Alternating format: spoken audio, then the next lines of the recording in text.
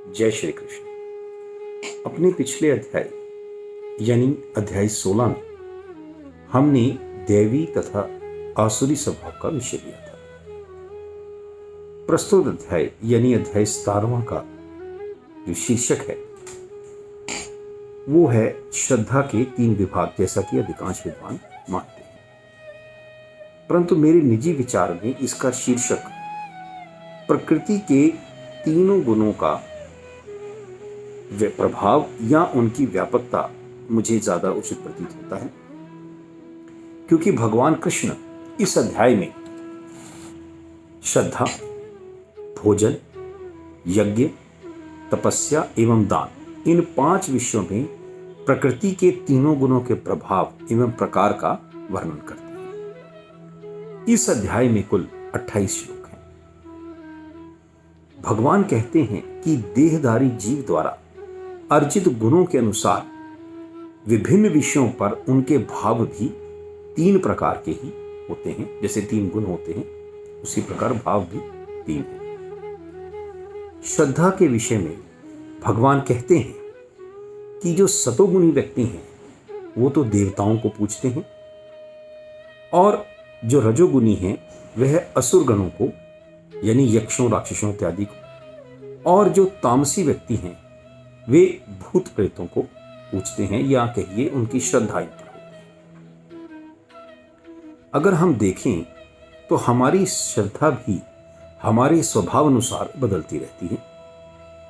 सतोगुणी व्यक्ति देवी सरस्वती, वरुण देव, अग्निदेव, इंद्रदेव इत्यादि को पूजता है, यानी विशेष अभिप्राय से विशेष देव को।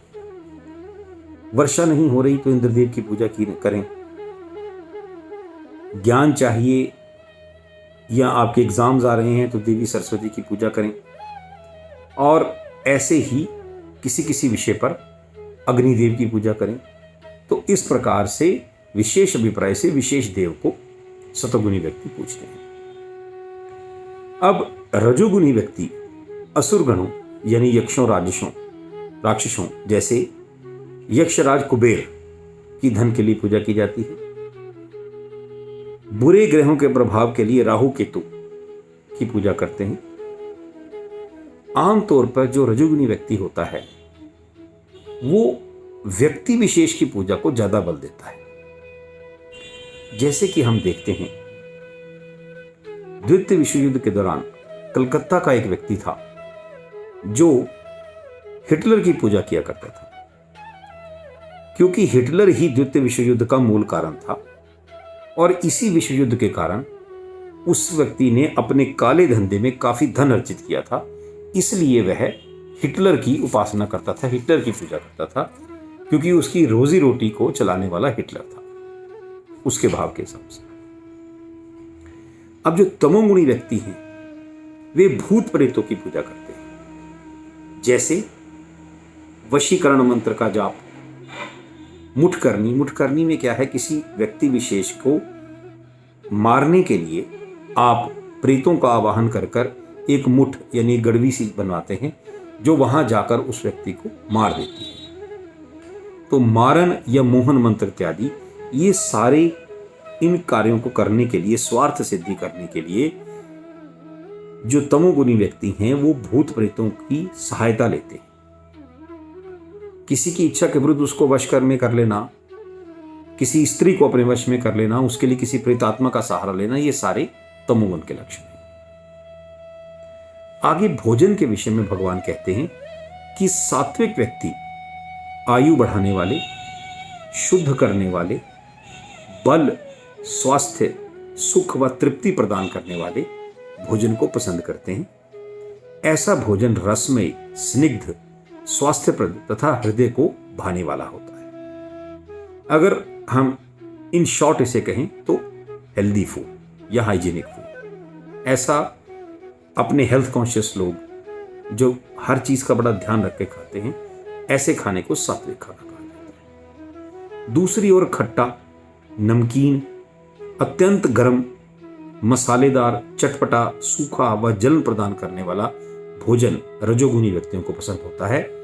और इन शॉर्ट हम कह सकते हैं कि जो जंक फूड है वो रजोगुण से प्रभावित फूड है।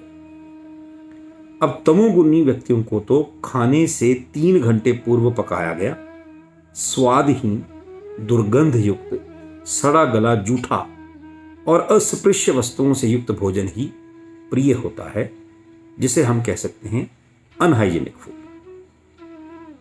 सो अगर हम देखें तो हेल्दी फूड सात्विक भोजन है, सात्विक व्यक्तियों के लिए। जंक फूड रजोगुणी व्यक्तियों के लिए है और अनहाइजीनिक फूड तमोगुणी व्यक्तियों के लिए। आगे यज्ञ के ऊपर व्याख्या करते हुए भगवान कहते हैं कि यज्ञ वही सात्विक है जो शास्त्रानुसार अपने कर्तव्य को समझकर और बिना किसी फल की इच्छा के किया जाए।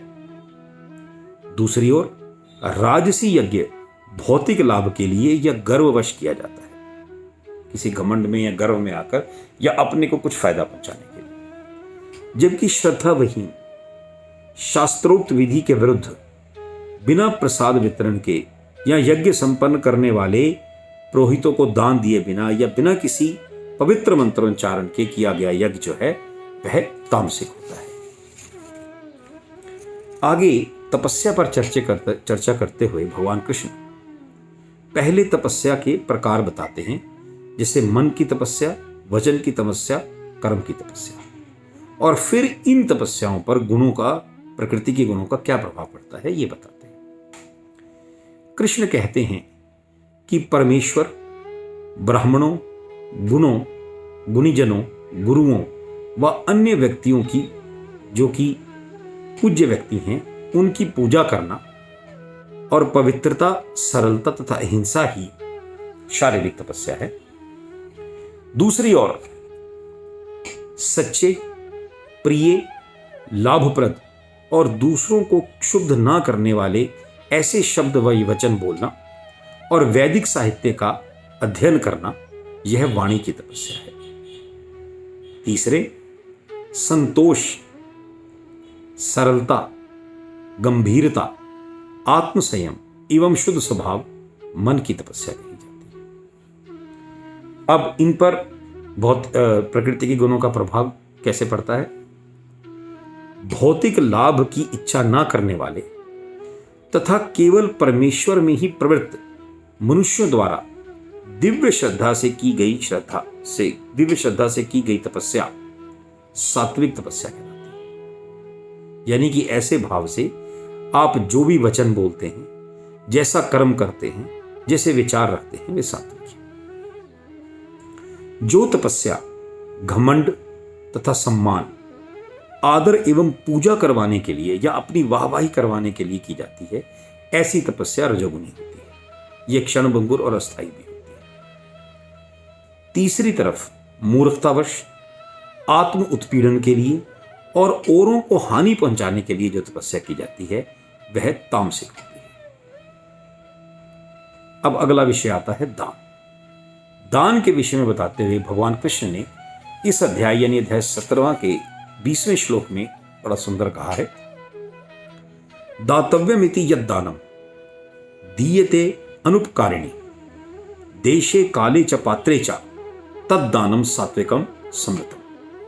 अर्थात अपना कर्तव्य समझकर बिना किसी प्रतिफल की आशा से यानी विदाउट एनी क्विड प्रो को उचित स्थान और समय पर और उपयुक्त व्यक्ति को दिया गया दान ही सात्विक कहलाता है। दूसरी ओर प्रतिफल की इच्छा से या कर्मफल की इच्छा से तथा या अनिच्छापूर्ण किया गया दान रजोगुणी कहा जाता है। और तीसरी तरफ वो दान जो किसी अपवित्र स्थान में अनुचित समय में किसी अयोग्य व्यक्ति को बिना समुचित ध्यान और सम्मान के दिया जाता है, ऐसा दान तापसी कहलाता है। अब यदि हम देखें इन 3 दानों के कुछ उदाहरण मैं आपको देना चाहूंगा। जब मैं छात्र जीवन में था, ग्रेजुएशन के समय में, तो मैंने ग्रेजुएशन भी और अपनी लॉ की डिग्री भी कुरुक्षेत्र यूनिवर्सिटी से की है। हम उन दिनों कुरुक्षेत्र रहते थे। कुरुक्षेत्र में एक छठी पातशाही यानी गुरु हरगोबिंद जी का बड़ा सुंदर, भव्य और मान्यता वाला गुरुद्वारा है। उस गुरुद्वारे का प्रांगण काफी बड़ा है जहां पर पार्किंग वगैरह की जाती है। तो उन दिनों कुछ 3-4-5 दिन से वहां पर एक नया नवेला ट्रक खड़ा था जिसमें लोहे का सरिया भरा हुआ था। अब क्योंकि कुछ उसमें रेनोवेशन भी चल रही थी गुरुद्वारे में, तो आने जाने वाले श्रद्धालु समझते थे भी शायद कुछ सामान आया होगा। गुरुद्वारे वाले समझते थे कि शायद कोई ठहरने आया होगा सराय में, इसलिए रखा हुआ है। तो एक निश्चित समय के बाद जब गुरुद्वारे की सफाई सारी की जाती है, हफ्ते में एक आधे दिन 2 बार जैसे भी, तो जो गुरु ग्रंथ साहब के नीचे एक कपड़ा बिछाया जाता है मलमल का, और उसे जब उठाया गया साफ करने के लिए तो उसके नीचे से उस ट्रक की आरसी निकली जो उस गुरुद्वारे के नाम थी। तो किसी व्यक्ति ने साथ में कागज पे लिखा हुआ था कि मेरे गुरु के घर का निर्माण हो रहा है, मैं इसके लिए यह ट्रक आरसी सहित और इसमें भरा हुआ सारा लोहे का सरिया गुप्त दान के रूप में करना चाहता हूं। अब हम देखें तो उसने अपना कर्तव्य समझा, कोई प्रतिफल ना चाहा कि मेरा नाम हो, फला फला व्यक्ति इतना दान कर रहा है या कुछ कर रहा है। वो स्थान भी उपयुक्त था, गुरु का घर था, समय भी था, कंस्ट्रक्शन चल रही थी, और उसने दान किया तो वो भी अपने गुरु के घर के नाम। आज तक कोई नहीं जानता वो व्यक्ति कौन था। इससे अच्छा सात्विक दान का क्या उदाहरण हो सकता है। अब हम राजसी दान देखें। आए दिन हम सब लोग दान करते हैं, अच्छी भावना से करते हैं, अच्छा दान है, लेकिन हम एक बात ध्यान रख लेते हैं, जिस संस्था को देने लगे क्या इसमें हमें ATG इनकम टैक्स के तहत छूट मिलेगी? क्यों? क्योंकि जब हम टैक्स भरने लगेंगे तो हमने ये दान किया है, इसका हमें लाभ मिल जाएगा। तो लाभ की इच्छा को मुख्य रखकर दान किया, दान तो किया, अच्छा भी है, लेकिन उसमें हमारा भी स्वार्थ है, तो ये रजोगुनी हो गया। अब तीसरा, मद्यपान, जुआ खेलने के लिए, वैश्यागमन के लिए यदि हम किसी को धन देते हैं तो ऐसा धन, ऐसा दान तमोगुनी कहलाता है। तो ये राजसी, तामसी और सतोगुनी तीनों दानों के उदाहरण हमने देखे। आगे भगवान कृष्ण कहते हैं कि आदि काल से ओम तत्सत, ये 3 शब्द पार ब्रह्म को सूचित करने के लिए प्रयुक्त किए जाते हैं। उस ओमकार को, उस पर ब्रह्म को, ये 3 शब्द ब्राह्मणों द्वारा वैदिक मंत्रों के उच्चारण करते समय और यज्ञ करते समय प्रयुक्त किए जाते थे। अब हम देखें तो वस्तुतः ओम तत्सत का अर्थ है, ओम यानी वह ओमकार, तत् यानी वह, तो ओम तत् मतलब वह ओमकार, वह पर ब्रह्म, सत्य का अर्थ है सत्य तथा शाश्वत है। सो ओम तत्सत का अर्थ हुआ वह पार ब्रह्म सत्य है। अब सिख पंथ में जपजी साहब का पाठ दैनिक दिनचर्या का एक अभिन्न अंग माना जाता है। इस पाठ का जो आरंभ है वो आरंभ ही ऐसे होता है, एक ओंकार सतनाम, यानी वो ओंकार, वो पर ब्रह्म एक है और उसका नाम सत्य तथा शाश्वत है। सो ओम तत्सत को जपजी साहब की भाषा में या सिख पंथ की भाषा में बोले तो एक ओंकार सतनाम का मतलब है ओम तत्सत। ऐसे ही भगवान कहते हैं कि योगियों की शास्त्रीय विधि के अनुसार यज्ञ, दान व तप की समस्त क्रियाएं ओम से ही प्रारंभ होती हैं। कृष्ण कहते हैं कि कर्म फल की इच्छा किए बिना यज्ञ, तप तथा दान की क्रियाओं को तत् यानी उस ईश्वर को का कहकर संपन्न करना, यानी जो भी आप क्रिया करें उसे उस भगवान को अर्पण करें कि ये तेरी है। ऐसा करने से मानव की मोक्ष की अभिलाषा पूर्ण होती है। यहां सिख पंथ के प्रथम गुरु गुरु नानक देव जी का एक किस्सा याद आता है। गुरु नानक देव जी का मन ईश्वर में ही लीन रहता था और भौतिक कार्यों में कम लगता था, जिससे माता पिता परेशान थे। उन्होंने सोचा कि नानक की हवा पानी बदलेंगे तो शायद इसका कुछ असर उसकी विचारधारा पर हो जाएगा। तो उन्होंने फलस्वरूप गुरु नानक को उनकी बहन नानकी और जीजा जयराम के पास भेज दिया। जयराम जी नवाब के दरबार में उच्च पद पर आसीन थे और कार्यकुशल थे, नवाब का विश्वास था। तो उनके कहने पर नवाब ने गुरु नानक को अपने मोदी खाने का इंचार्ज लगा दिया। कार्य क्या था कि राज आज्ञा से जिसे जो भी देना है उसके हिसाब से नाप तोल कर उसे देना, अपने निरीक्षण में दिलवाना या देना।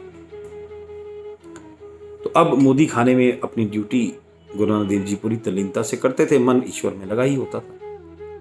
किसी को 5 सेर, किसी को 8 सेर, जैसा भी नाप तोल कर देना है वो देते रहते थे और उसका फलस्वरूप धन भी प्राप्त करते रहते थे। एक बार एक व्यक्ति आया जिसे 13 सेर मात्रा की कोई चीज देनी। तो जब वो दे रहे थे 2, 4, 6, 8 करते करते गिनती, जैसे ही 13 वर्ड आया तो 13 में तत् यानी कि वो पार ब्रह्म, उससे मन जुड़ गया। बस फिर क्या था, 13 13 13 करते हुए वो देते गए। किसने धन दिया नहीं दिया कुछ नहीं पूछा, लोग आ रहे हैं और वो दिए जा रहे हैं 13 13, क्योंकि उनकी सुरती लग गई। इस प्रकार सभी आने वाले जब समाप्त हो गए तो शटर बंद किया और चल पड़े। परंतु इससे पहले एक दरबारी जो वहां ड्यूटी पर था उसने देख लिया कि तो सारा कोष समाप्त होता जा रहा है। वो भागा भागा नवाब साहब के पास गया। उसने कहा, जी जो नया मुलाजिम आपने रखा है उसने आपका मोदी खाना ही खाली कर दिया। अब नवाब साहब साथ में जयराम जी, जीजा जी जो थे उनके, वो सब देखने के लिए गए। गुरु नानक निकल ही रहे थे तो उन्होंने कहा, भी जरा ताला खोलो, हमने चेक करना। उन्होंने कहा, जी जरूर, खोल दिया। अब जो देखते हैं तो मोदी खाना पहले से भी अधिक भरा पूरा है, हर चीज फुल। क्यों? जब गुरु नानक ने यह कहकर दिया तत्, ये तो तेरा है, दे रहा हूं तेरे ही लोगों को, तो तेरा यानी उस पार ब्रह्म का खजाना, कोष, भंडार ग्रह कभी खाली हो सकता है? वो तो हमेशा ही भरा रहता है। कितना भी ले लीजिए कभी भी खाली नहीं होता। ऐसा उस परमपिता परमेश्वर का कोष है, तो इसलिए वो भी खाली नहीं। खैर, अध्याय के अंत में भगवान कहते हैं कि यज्ञ, तप व दान के रूप में जो भी श्रद्धा के बिना किया जाता है वह झूठा कहलाता है और ना मरकर और ना ही इसी जन्म में वो किसी काम आता है। भाव, हम जो भी कार्य करते हैं, यज्ञ है, तप है, दान है या और भी क्रियाएं हैं, उससे हमें पूर्ण श्रद्धा से करना चाहिए, मन ईश्वर में लीन और अपनी श्रद्धा उस कार्य में। इस प्रकार इस अध्याय की चर्चा यहां समाप्त होती है। अगला अध्याय जो कि श्रीमद् भगवद गीता का आखिरी अध्याय है, यानी अध्याय 18वां, उसकी चर्चा पे अगली श्रृंखला में फिर से मुलाकात होगी। जय श्री कृष्ण।